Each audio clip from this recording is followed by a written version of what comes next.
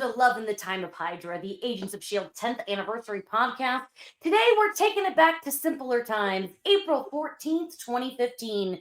For the 14th week in a row, Uptown Funk was the #1 song, and for the second week in a row, Furious 7 was the top movie at the domestic box office. Sarah Michelle Gellar turned 38, Anthony Michael Hall turned 47, and Peter Capaldi turned 57. Here's a fun tease for Tony. One of those people might eventually show up on a certain show we're all here to talk about. Finally, Chloe Bennett was only 4 days away from turning 23, making her 3 years younger than Sky.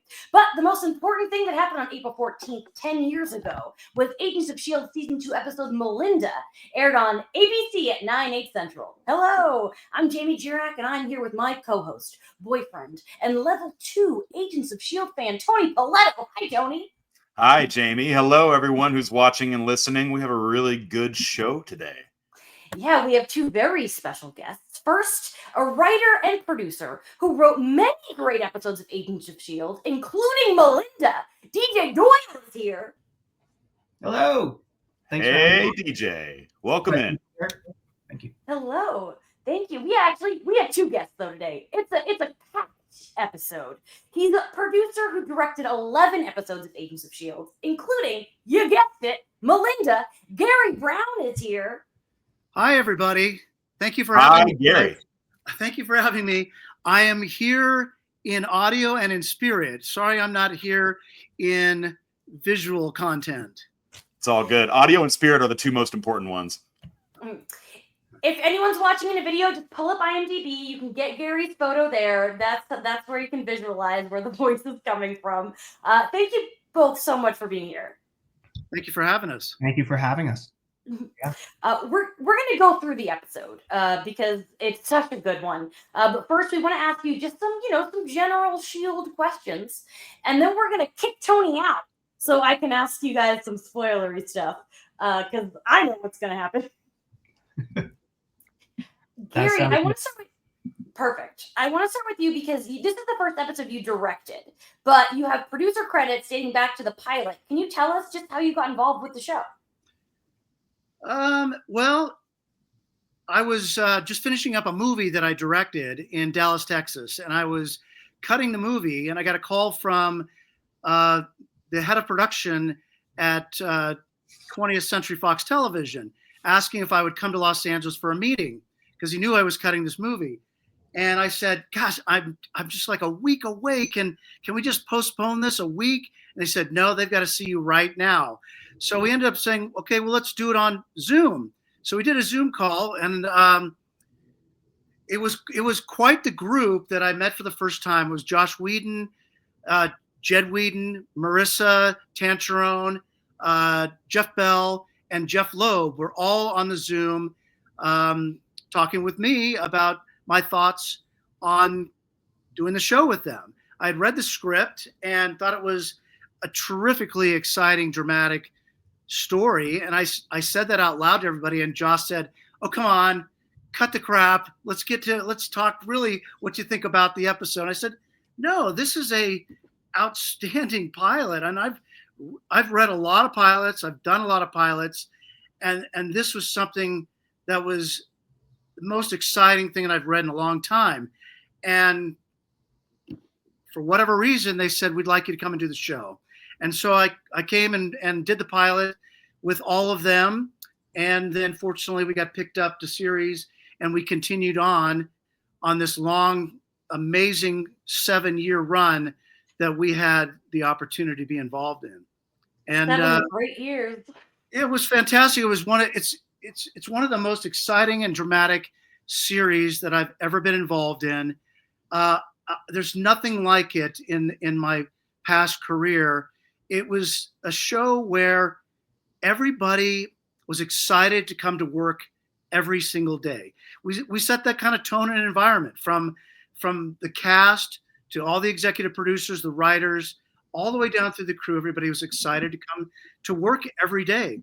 It was such that at the end of the day, the crew would cheer and be excited that we finished these amazingly challenging days that were unmakeable, really.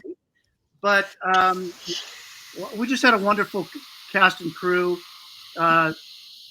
Number one, really great people, and of course, extremely talented people. Of course. I want to say one of those talented people is our writer. Because DJ, I wanna get you in here because you started as a writer's assistant on the show. Yeah. Correct? Actually, it was probably my laptop that Gary was thrown on during that meeting. Can you talk about your growth and journey? Yeah, no, what Gary said is very true. It's definitely a family, and it felt that way almost instantly, but it grew over time. I came on as the writer's assistant during the pilot, and it was just that handful of people that he was talking about, basically in an office in the west side of LA, just kind of figuring out what the show was. I was just basically transcribing all their ideas at that time. And then this whole huge apparatus very quickly built up around us, where you're staffing up on all the different production positions and everything like that, and all of a sudden we're shooting a pilot, and it kind of felt like running away to the circus, like just jump on board and just see all this magic kind of just build up. And everyone there, sorry, I'm getting over a cold. Everyone there was a place where you could feel people were interested in seeing you grow. There's a lot of places I've worked where they were just interested in you as an assistant. And this is a place where I felt like, oh my God, these people actually care about potentially giving me a shot, or just, seeing what I had to offer. And all the different EPs on the show just definitely fostered that. My first year, I was the writer's assistant in the room as they were breaking story, which is basically just keeping them up to speed on here's where we are today and what we discussed and where this episode is. And then eventually season 1, they gave me a chance to co-write an episode with the producer. And then season 2, they staffed me, which is kind of the dream come true for a writer's assistant.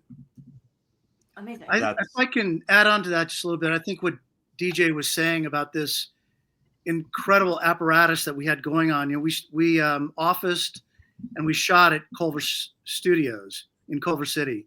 And we had 7 sound stages at Culver Studios. And not only do we have 7 sound stages that were full of sets, some of those stages were full of our permanent sets that didn't leave. We augmented them. But the other sound stages, we would constantly change over the sets. Yeah. No matter what the situation was, we would take a set, change it over to another set. So it was this constant turning over of the material that we had, because we couldn't add sound stages. But the art department was so incredible in that way that they not only was their design of the sets that the writers came up with and created on the page, they brought it to life on these sound stages. And then we would, on top of that, we would go out on location all over Los Angeles and shoot a multitude of locations within a 60-mile radius of Culver Studios. So it was quite, I know a lot of shows potentially do that, but I do think this was one of the biggest endeavors that was going on in Los Angeles at the time. Cool. I mean, that's you can feel it. The scope of the show is like still surprising me. I'm watching the show for the first time, and it's still surprising me as I watch it. I'm interested to know, how did you guys, writer and director of this episode, how closely did you work together, and what was that working relationship like? Awesome. Incredibly close. I mean, the second the script is finished, or the outline even is finished, Gary was looking at it and, in charge of translating that into a vision. So, every day, basically. Yeah. And I agree completely with DJ, is that I consider, like he does with the directors, is that you're really partners. You're tied at the hip during this production. And there's many times that he would be standing next to me, as he always did, and I would turn and ask him a question about this particular scene, or he would say, can you ask the actors to maybe play it this way, or how about this? And we would bounce ideas off of each other, because it is a collaboration. There's not, in this business, there's not really one person that can or really needs to make one decision. There's always a leader, there's a captain, there's somebody that's going to have the final say on the set. But to have a collaboration like DJ and I had was very special because it just makes the show better. It defines the complicated dialogue, the complicated storytelling, the complicated creativeness of a show. It helps when you have two people that can collaborate that way and bounce things off of each other to just turn out the best product you possibly can. Awesome. Cool. DJ, so much is revealed in this episode. Like Sky learns Diana's her mom. We learn the truth behind the cavalry. Do you remember breaking these specific stories for this episode? Yeah. Oh yeah.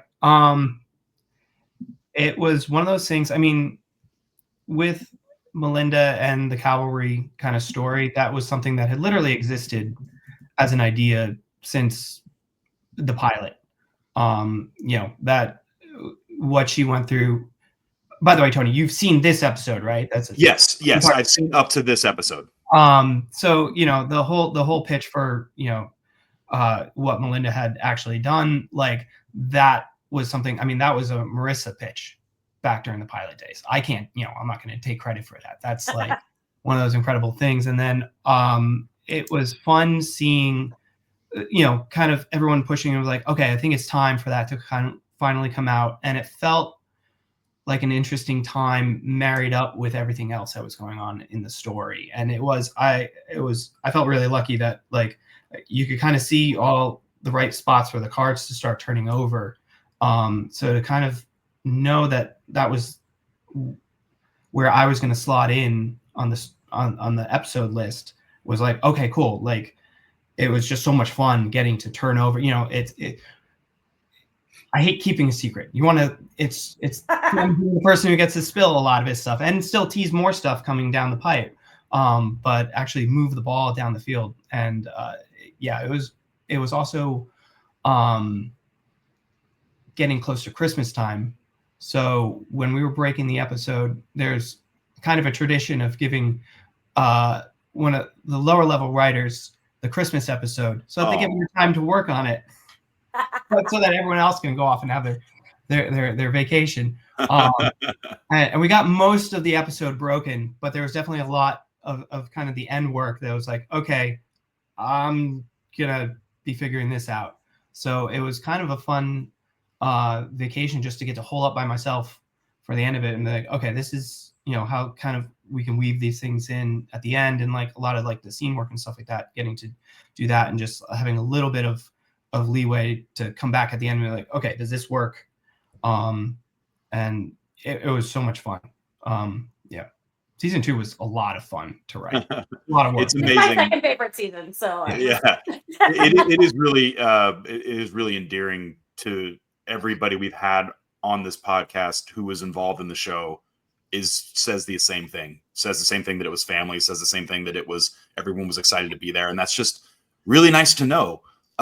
Gary, I wanted to ask you about Second Unit because you did a ton of Second Unit on this show, and it's a kind of an unsung job. And I'm interested to know about, I mean, especially for network TV, but I'm interested to know about what all you were doing in that position in the series up to this point. From the very beginning, fortunately, I did take on and was allowed to take on the Second Unit duties. I think that after I directed the first couple of pieces of some episodes, I directed a couple of small pieces for Josh Whedon on the pilot in Paris, France, which is where we went. I think that at that point, Jed, Marissa, and Jeff Bell thought, they had the confidence that I could take that over on a regular basis. And it started out in a very positive way, and I think it ended up in a very positive way, because I think it ended up that I probably directed, I don't know, over 250 days of Second Unit throughout the course of the series.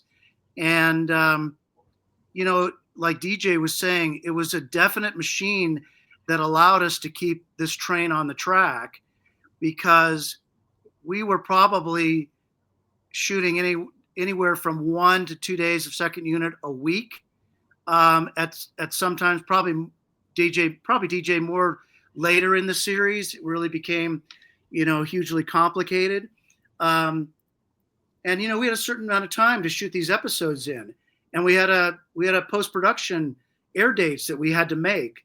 So second unit consisted of not only action, generally all the big action that takes place in an episode, to additional scenes that may have been added, scenes that had not been completed, and inserts. So it was a wide range of work that needed to be done. And for me, I had a good team around me to keep this train on the track from my perspective of physically producing the show, because I was always preparing an episode while we were shooting an episode, and then also directing second unit at the same time. And so without having those talented people that worked with me on the production side, we wouldn't have been able to manage all of that, but we did. And I think it was a really pleasant situation for me, because starting to direct the second unit also got me involved, which I always like to do, with the creative side and with the actors more, because there's a lot of trust that has to come along with directing, whether it's the main unit or the second unit.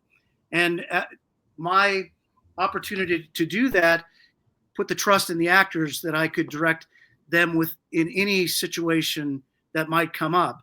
And I think Jed and Marissa and Jeff felt the same way about that. So it worked, and it worked very well. And it was the most amazing experience for me of my career to have all this stuff. And then when I started directing episodes, then you had episodes into that mix at the same time. So it was a fun and amazingly rewarding challenge, for sure. I love hearing that. The hustle of network TV will always impress me. It's a crazy art form. Before we really dive into the specifics of this episode, I spoke to you both separately, and it seemed like this one was special to both of you. So before we kind of, really dive in, DJ, you said you rewatched it. What is it like for you revisiting an episode like this? Like, do emotions come up? Yeah, I mean, emotions come up, but it just puts you in a different place in time. It takes you back to a different place in your life. And also, it's gratifying to see something that you feel like still holds up and that you would stand behind. So it's great to revisit that. And it was such an exciting time getting to put all this together. I don't know, that episode just had a lot of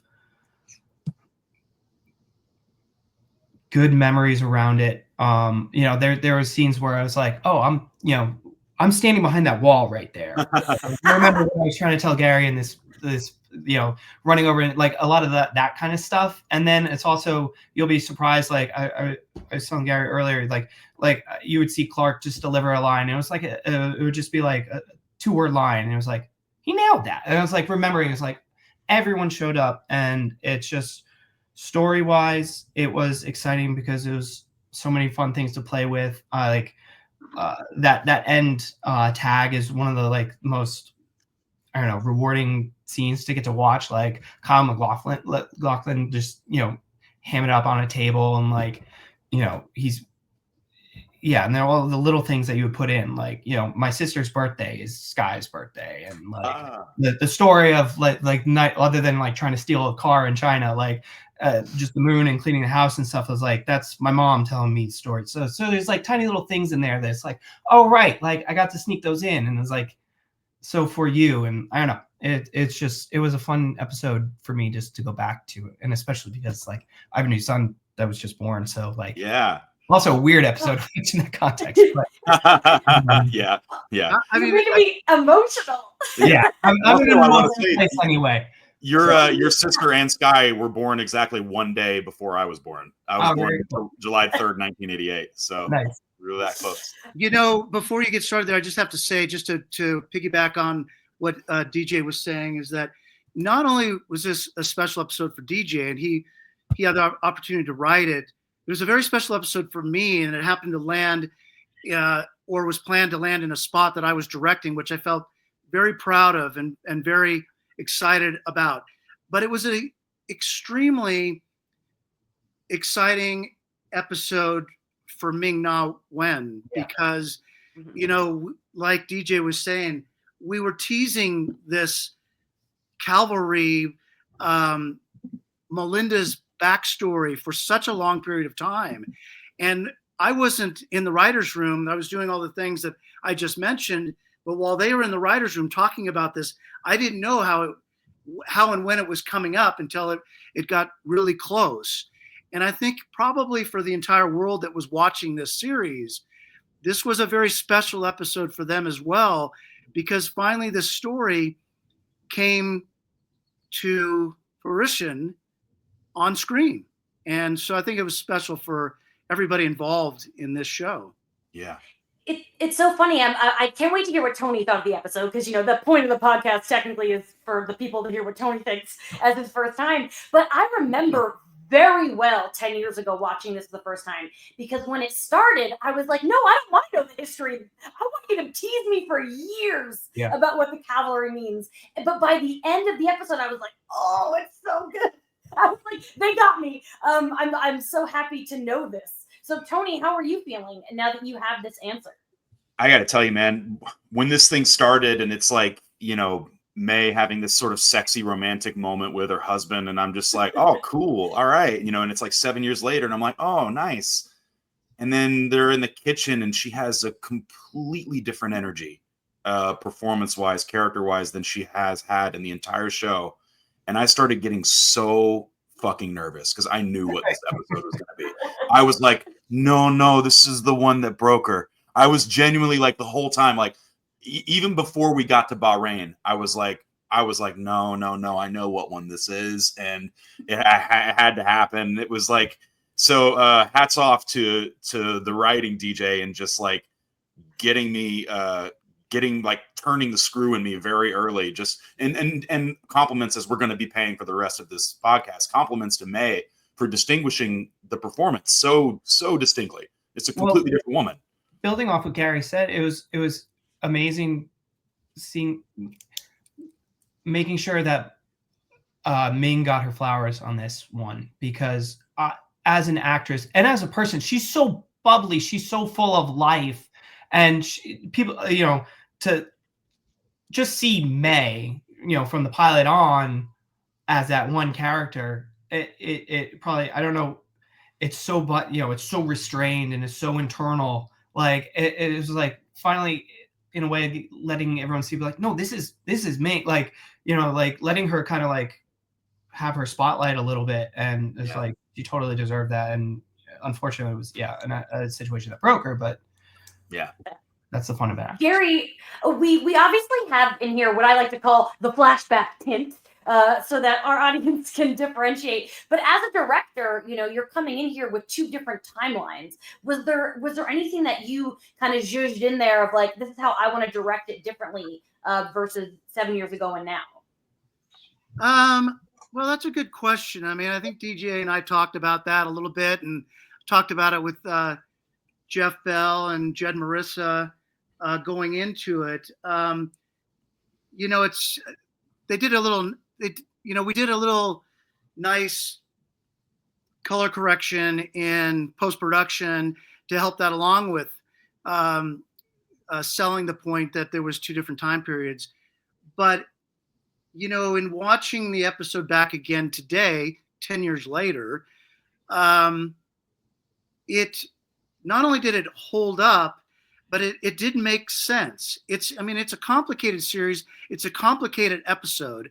And the viewers know that if they're not paying attention, they're not going to catch on. They're not going to understand what's going on. Believe me, my wife said today before I was coming to this podcast, she said, you know, when we look back at this series, if you weren't sitting there with me on the couch, I would have no idea what was going on, because it's a complicated series. But as far as, I kind of let kind of talked to the actors about it and let the actors play, knowing that they were in two different time periods, and let them kind of make that adjustment to sell it to the audience.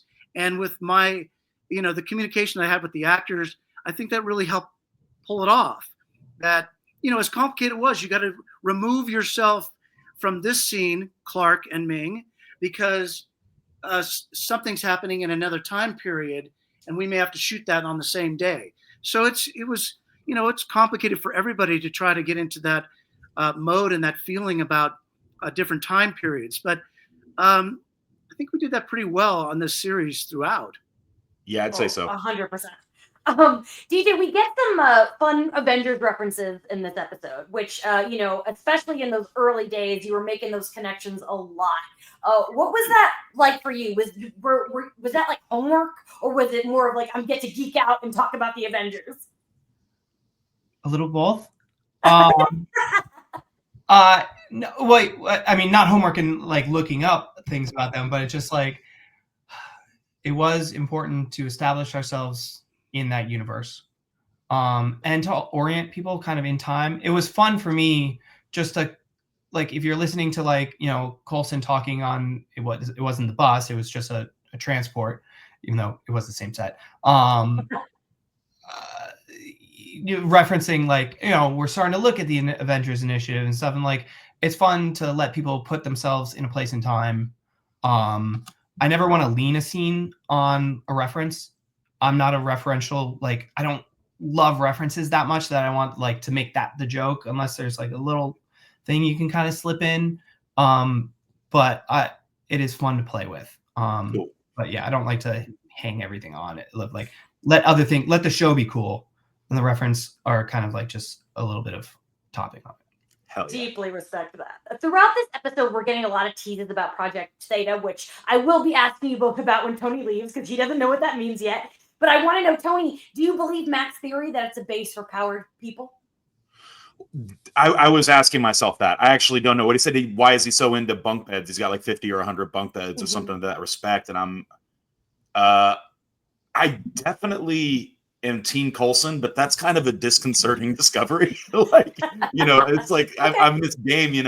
I don't hate Edward James Olmos, but I am Team Clark. That's weird. That's a weird thing to do. So okay. I don't have any predictions, but I want to unravel it for sure. I guess we'll wait and see. The episode, a lot of this one takes place in Afterlife. Gary talked a lot about locations, and Afterlife it's its own thing. A lot of outdoor stuff. Where were those scenes filmed? DJ and I were talking about that before we got on with you guys. It's a unique, as you can see, piece of property up in the hills of Malibu, and a lot of the architecture and bones of the location were there, and our amazing art department added to that. But it was a spectacular location with spectacular buildings and structures, and really made our jobs a lot easier because the scenes just flowed naturally within that property. So it was challenging to get up to that location. And DJ was mentioning that, Deachin was pregnant at the time. And so those windy roads getting up to this location, not to point Deachin out, but, the crew and, traversing back and forth in those windy roads that we all know about exist up in the hills of Malibu, were a little bit challenging on everybody's psyche, I think, on a daily basis, because we shot up there for multiple days. But I mean, what a unique find to have the opportunity to shoot up there at a location that was kind of just made for this. I love being in that space as an audience member, and it's like everything about that area is too nice, and so it's like kind of I'm not trying to like jump the gun, but like, what's his name? Lincoln is giving creep vibes towards the end, but like there is something very serene about it, but I don't trust it, which is kind of what Sky is coming around on. So I'm just sitting over here waiting to see what happens. Oh, why can't a group of interesting people just DJ wonderful space? You know what? It's me. I'm We just want paranoid. to be left alone. Okay. Yeah, everything's chill. I really love watching. Johnny is kind of teaching Sky to figure out her powers. DJ, when it comes to describing like the inner workings of Quake abilities, because like you really have to like figure out the fine tune of how her powers work. Do you like get that all from the comics, or is that like are you researching earthquakes? How does this really work for you as a writer? That was something where you felt like you had to be so specific because it's such a weird thing to be able to do. For me, just to be able to like, my thing was always like, my personal take on it was is like she's not sending out like blasts with her hands or so. It was being able to tap into that frequency of something of connecting to it and being able to like that thing is vibrating. Was just something where I was finally, and I feel like that was from either like what was it? I love the run. Was it Secret Warriors where Quake someone's heart from inside their chest? I was like, wait, how is that possible? Like, how is she doing that? And I was like, okay, then it can't be. It's not like a seismic blast that she's sending out. It's something that she's able to like tap into. And I always thought that was like such a gnarly and cool thing. I was like, okay, well let's do that with maybe start with a wine glass like that. Just let's make it music first before it's a weapon. I'm glad you brought up the wine glass because I really love the technical aspect of how that's filmed because Yeah. I assume it's practical. Gary, do you remember how it was done on set? Yeah, when I was watching it today, that's another really good question because on the day we were shooting it, it was very challenging because the special effects guys had to rig this up. Do you remember that, DJ? It was like never introduce water on a set that has to be reset. I know Right. it's one of the prime rules, and I instantly broke it. Right. Episode 1. So, yeah. So I mean, it was almost laughable, even though we were kind of pulling our hair out at the time because it wasn't really working the way we wanted it to work. But it was it was an effect. So, and it was getting those individual glasses to hum in a certain order, and but it ended up working out. What was that? Did you say, DJ? We broke one or two of those, didn't we? We broke them all. But no, I mean, all of a sudden you have glass on the floor and you've got water on the floor and probably on some wardrobe. But I think they were like microphone or like transducers on the bottom of them. Yeah. They were rigged to blow for the specific shot where they blew, so like tiny charges, right? Yeah, it wasn't CGI. It was all practical, which I love.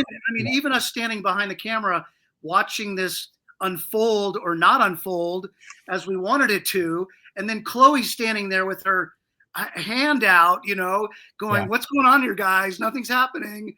It's just a challenge of, of the moment of a special effect that was just challenging in itself. As little as it seemed, as little as of a gag as it seemed, it was really complicated for those guys. And you save those things sometimes to the end of the day, unfortunately. So you're just going like, what is happening here, guys? Are we going to get this? But it worked out really nicely. And I was really proud of it. I was watching it today because it was like, wow, that worked out really well because with all the challenges we're practical nerds in the past. Like we love practical stuff. So it's so funny to like, we want to spend 20 minutes talking about these glasses because it's genuinely impressive. I want to talk about the Gordon and Raina because this is the first time we've had anyone from behind the scenes since we've met Gordon. Do either of you remember what Jamie Harris was dealing with on set? Like, could he see? Barely. Oh, wow. Barely, yeah. Right. Well, I mean, you know better, Gary, but it was basically a prosthetic with two tiny little holes that they had to paint out. That's right. So we covered up the holes with visual effects, but they were just little tiny pinholes that he had. And I can remember him being such a trooper, but so uncomfortable in that prosthetic that was put on there. But because, think about it, just looking through a little tiny pinhole, and that's all you can see. And if somebody comes up to him like me to give him a piece of direction, he's kind of looking around like, who's talking to me? Who is this? Yeah. Well, it's Gary. It's the director. Just give me a couple of minutes. I want to in real time blow Tony's mind because I don't think Tony knows this. Tony, did you know that Gordon is Richard Harris's son? Who? Gordon. the Richard guy Harris's talking about. son? Yeah, Sir. Jamie Harris. Sir Richard Harris. That's his I don't name. know if he's a Is sir. Gordon. Yeah. Which Harris is he? Gordon? Jamie Harris, Gordon, who Okay. plays. He's Holy that's shit. Richard Harris's son. I know. I And thought then, you. That was cool. What's his name? Brother, right? Yeah, I was Jared, thinking yeah. Jared. Yeah. It's not Jared. It's Jared. not Jared. I don't even know if I knew there was another Harris son. There's a few of them. There's another brother. Shit. I know. All right. Woo! Research from Harrison. Um, That's awesome. He had what- so much you know- grace in that episode. He was fantastic. Both of them were really. That was fun to watch back. Just seeing him just kind of explain everything to Reno. I just want to say I ship it. I ship Rain and Gordon. Like if anyone could handle those thorns, I think it's Gordon. Just gonna put that out into the universe. You're talking about the action. This episode, Ming is not the only one who is like blowing minds. The scene where Sky finds out Diana's her mother makes me cry every time, and I've seen this a lot of times. DJ, as a writer, do you prefer the comedy or the drama when you do stuff like this? Like, what's easier for you? I'm more on the drama side. I'm not funny. Okay. Fair. All right. Ask No, an I'm answer. just kidding. But yeah, I'm more on the drama side. Obviously we got to talk Bahrain, right? Gary, can you walk us through some of the action here? Like we're sending Ming through this building like it's the Raid Redemption. Like it looks so much is popping off in here. That was a reference. Yeah, I mean that was a great, unique location. I mean, there wasn't a whole lot to it. I think we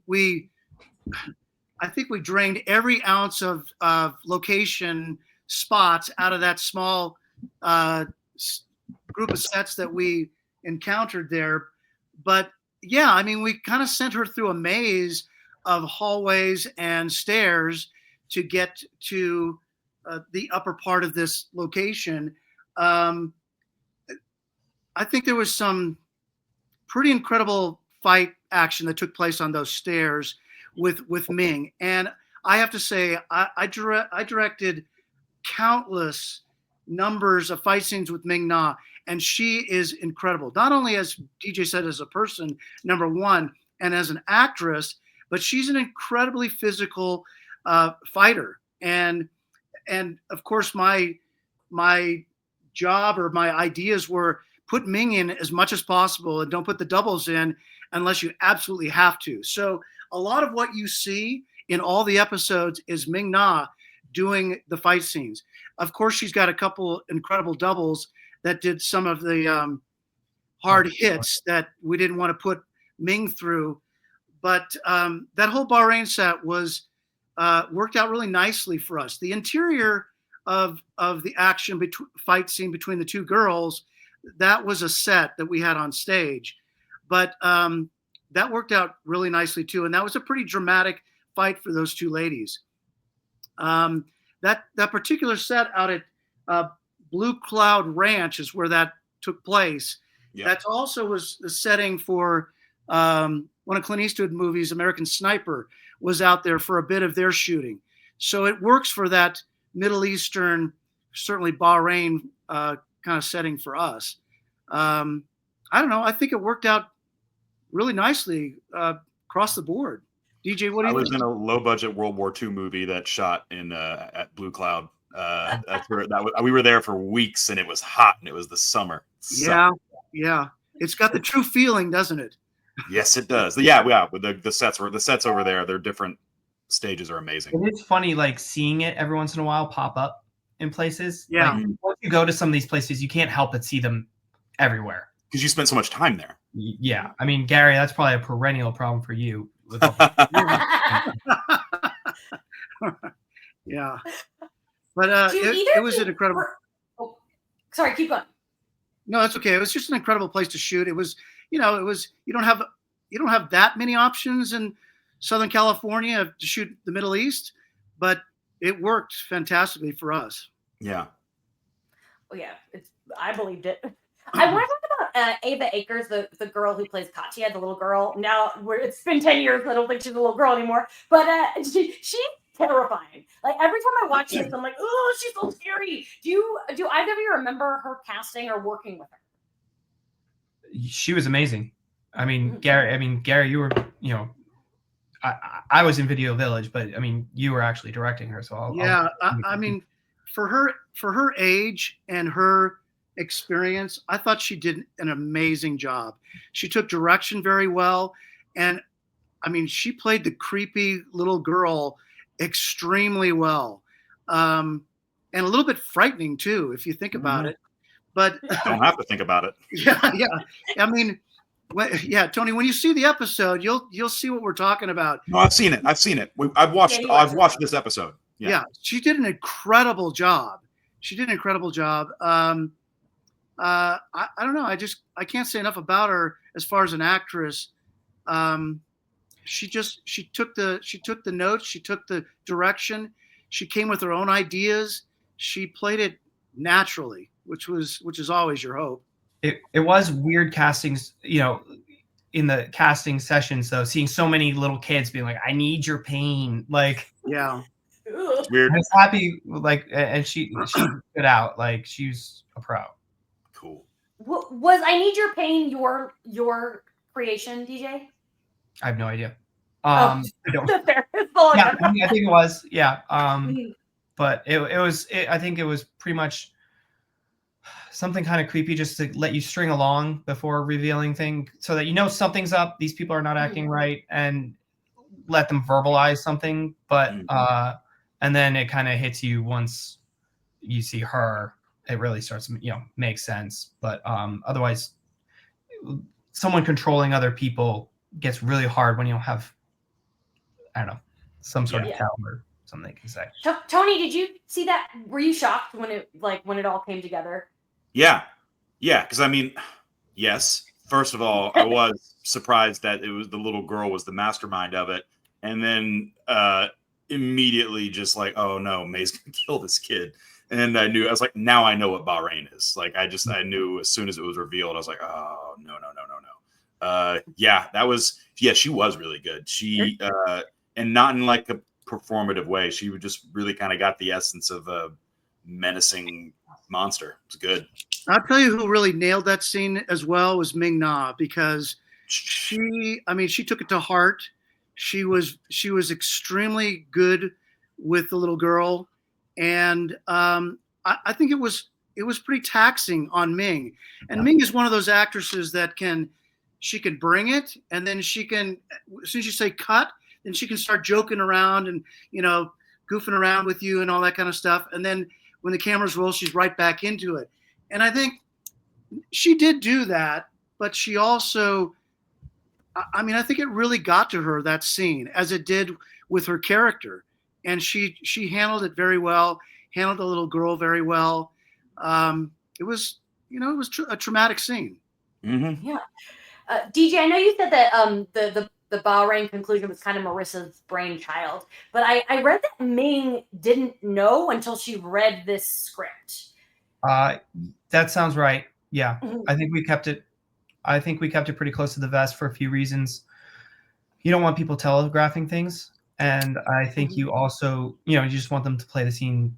I would understand if she wanted to know that, just to understand why am I behaving like this. But also it gives us a little bit of leeway if we have to change something, because everything's so fluid, and sometimes it's unfair to put that, like, kind of, especially something like that, into someone's head and be like, oh no, actually it's this thing. It's like, oh no, I'm already attached to this. So it's kind of protecting everyone for different reasons. That totally makes sense. Jumping to the big family dinner. I love this scene. DJ, you talked a little bit about Kyle. We're big Kyle fans. Like, we love Twin Peaks a lot in this house. So anything Kyle does is delightful. So Gary, you got to direct him. What was that like? Well, fortunately, I had a little bit of advanced feelings about Kyle, because I had done a pilot with Kyle years and years before. So that kind of broke the ice for the two of us as a director and actor. And I mean, again, terrific guy, number one, and an amazing actor as well. But it was really exciting to direct him, because he came into this show as a guest, but he became a family member almost instantaneously. And he has really good instincts and good ideas, and so it made the collaboration all that much more enjoyable than it already was. That was an Amazing. awesome scene to get to watch you guys film too, because he started at one point just ad-libbing. I don't know if there was something where we needed, like there was a pullout or something where like we needed extra time or something. He would just tell like 7 different versions of the story, like just keep going on with like just the details about the chickens and the stuff. And everyone, like I wish I had like just a film reel of all of those. Mm-hmm. Well, his character was such a high intensity character that you almost had to not reel in Kyle, but reel in the character a bit to play that scene the way it needed to be seen and still feel a little uncomfortable with it. Yeah. Because it was, and that's how great of an actor he is, because he made you feel uncomfortable in a scene where he was trying to feel extremely comfortable within his skin. Does that make sense?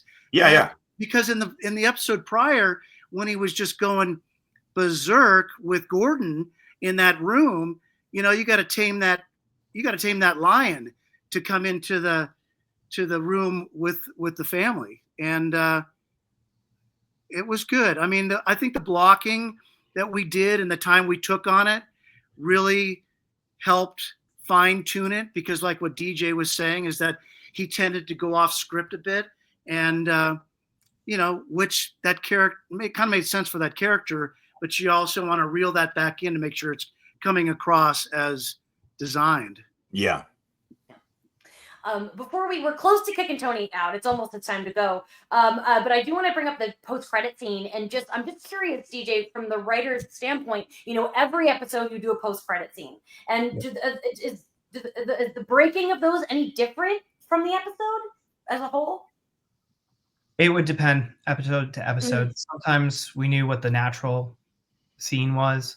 Sometimes it was a little bit more open, which could be a blessing or a curse, because you're like, I just want to end it here, or but then you would spend time and kind of bang your head against the wall, and then you would find something great. And so it was always a little bit different, because it was kind of it was technically an act, I think, that let us do really let us do a commercial break, was why I was there, I think. Yeah. But it was its own little special thing, and sometimes beautiful and sometimes maddening to figure out. I bet. Before Tony goes, this part of the season, every episode has its own special poster. So we want to pull up the one for this one, which was done by Jenny Frizen, who you can tell she's obviously a comic book cover artist, because this feels so much like a comic cover. Yeah. Beautiful. Yeah, just wanted to show that. Love Thank you, the Maria. Yeah. Do you have any of those posters, Gary or DJ? Did you get any of those? Yeah, I do. Yeah, they will be up really someday. Yeah, I just built this, so there's absolutely nothing in here, but yeah. We named our podcast after Love in the Time of Hydra, so we want that one. Yeah, I have that. Good job. And beautifully autographed with a little bit of comedy from Ming Na Wen. Yeah. I believe it. Oh, that's amazing. Tony, before we kick you out, was there anything about this episode you wanted to say? I just wanted to say one quick thing. Chandelier as a weapon. DJ, was that your idea? I like that a lot. I wish you. This was a long time. I wish you could have used it more. But I don't know. Yeah. It was like the creepy mom monster dragging the chandelier through the scene. Yeah, felt like the worst mace. Yeah. Yeah, exactly. Yeah, good a call, mace made out of glass. Good call, Tony. That was a good one. Yeah, thanks. Good catch. Is that it for me? Do I have to leave now? Yeah, get out of here. It was a pleasure, gentlemen. Thank you so much. Enjoy your special time together. Thank you, Tony. Me too. Thank you. There he goes. Okay, so the big thing to talk about is that Project Theta is obviously the helicarrier for the Avengers: Age of Ultron, which is a movie that I'm deeply obsessed with. When did DJ you learn about that? How did you know that Ultron was going to be a big connector? Trying to remember. We saw a screening of it at one point early, which was cool. But yeah, all of a sudden that thing comes back up and you're like, oh, okay. And just, we had, I'm trying, because the process changed at some point of when we would get, we would rarely get scripts, but we would usually see a screening. And then the EEPs would usually get a briefing on like, here's what's going to happen in this movie. So I think it came after we saw a screening and we were all kind of like, just being like, okay, how do we want to tie into this? How can we be of service and, marry the different properties? So that seemed like a cool way that we can contribute. But yeah. Neat. That's awesome.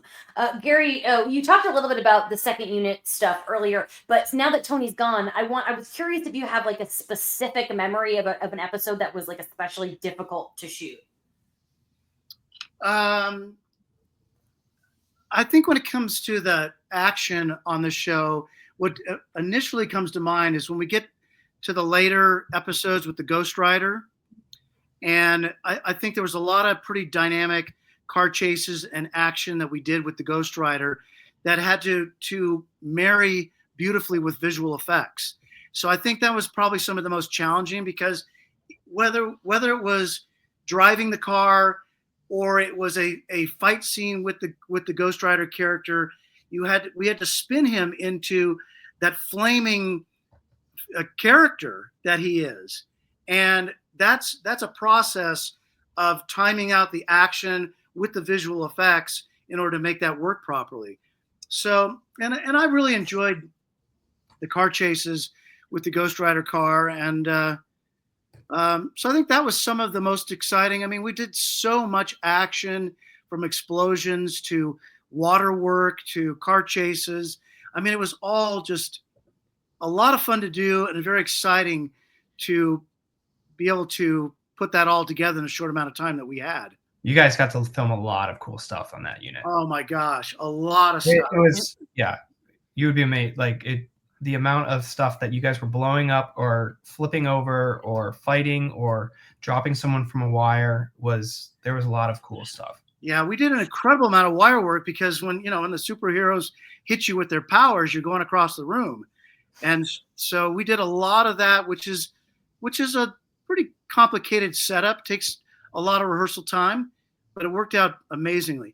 Because we had to, I remember going into this series that, in order to not have the audience go, oh, this is just a television version of the Avengers or the Marvel Universe, we had to raise the bar to the highest that we possibly could with the action, with the visual effects, with the creative writing of each of these sequences, because we had you could go to a movie, one of the Marvel movies, in the afternoon and turn on our show that night, and the same thing would be happening in both versions. The same storyline would be taking place, and it was a big challenge and an amazingly creative challenge for the writers to have to go through that and time that out perfectly. As a fan, it's always been such a cool thing to witness. DJ, I spoke to Gary the other day, and he told me that his favorite episode that he directed was Out of the Past in season 7. So Gary, June 17th, 2030, get ready to talk about it again when we get to its 10th anniversary. DJ, do you have a favorite episode that you wrote? It was probably this one or Inescapable. Inescapable is such an experience. Like, yes. That was like a playground. That was a hard one to do, both in the writing and in the production of it. Actually, production of it was just a ton of fun. But yeah, probably one of those two. I think. I don't know. They were all so different. And that was one of the great things about the show. Is like, one episode you're in space, or you're in someone's mind, or you're in Bahrain, or you get to really travel not just the globe, but like just genre. I got to do like a little horror movie, got to do, a comedy, whatever. It was a fun, perfect show to work on. I just have to say too, it's one of my favorite episodes is the Out of the Past episode, because, it's unique in that it's 1950s, it's film noir in black and white. Yeah.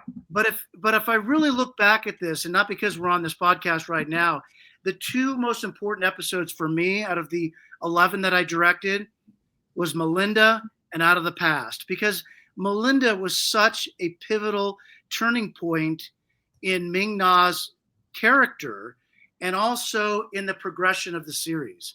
And it's just, I mean, it's just a true pleasure to be involved in this episode. I love. I was thinking a lot watching it, like how much this informs Robin when we get to Robin in season 5 and her relationship there, like the mothering she gets to do.